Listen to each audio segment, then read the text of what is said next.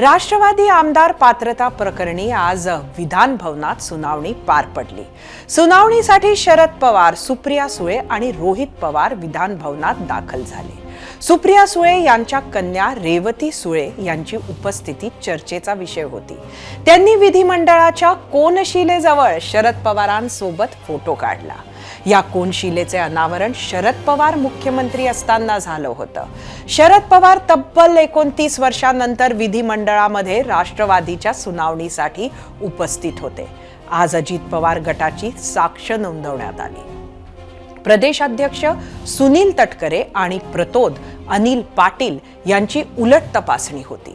2019च्या विधानसभा निवडणुकांनंतरच भाजप सोबत जाण्याचं मत राष्ट्रवादीत तयार झालं असा दावा सुनील तटकरे यांनी केला। सुनावणीत या संदर्भात नेमकी काय प्रश्नोत्तरं झालीत पाहूयात।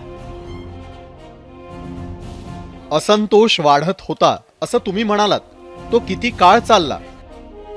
2014 पासून सुरू होता, तो नंतर 2019च्या निवडणूक निकालापर्यंत खूपच वाढला। वेगळा निर्णय घेण्यासंदर्भात नेत्यांच्या 21 जूनच्या चर्चेत आपण होता का? मी होतो। अजित पवार सुद्धा या बैठकीत होते। अजित पवारांनी बैठकीत भाषण केलं। सर्वांनी मिळून एकत्रितरित्या अजित पवारांच्या भूमिकेला पाठिंबा देण्याचा निर्णय घेतला।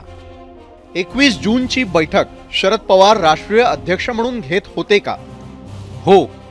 भाजपसोबत जाण्याचं मत 2019 पासून होतं की नंतर झालं? 2019च्या विधानसभा निवडणुकांच्या निकालानंतर सरकार बनवण्याचे प्रयत्न सुरू झाले, तेव्हा हे मत तयार झालं। परिच्छेद 22 मध्ये म्हटल्याप्रमाणे कोणत्या बैठकीत असं कथित मत तयार झालं? त्यावेळी बैठकांमधून। या कोणत्या बैठका होत्या? कार्यकारी समिती आणि राष्ट्रीय कार्यकारिणी या काळात झाल्या नाहीत। विधिमंडळ पक्षाच्या काही बैठकांमध्ये भाजप सोबत जायचा सूर असायचा। भाजपसोबत न जाण्याच्या पवारांच्या निर्णयाला तुम्ही विरोध केला होता का? त्यावेळी तशी परिस्थिती नव्हती।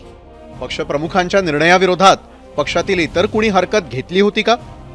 त्यावेळी पक्षात काही जणांचा शरद पवार यांच्या निर्णयाला विरोध होता। पक्षातील काही लोक असहमत होते, तरी त्यांनी भाजपसोबत न जाण्याचा निर्णय स्वीकारला। हो। महाविकास आघाडी सरकारमध्ये मंत्री असलेल्यांनी या निर्णयाचा विरोध केला होता? सांगता येणार नाही। याचा अर्थ असा की शरद पवारांच्या विरोधात नेमकं कोण होतं हे आपल्यालाही माहिती नाही। प्रश्न चुकीचा आहे। एबीपी माझा, उघडा डोळे बघा नीट।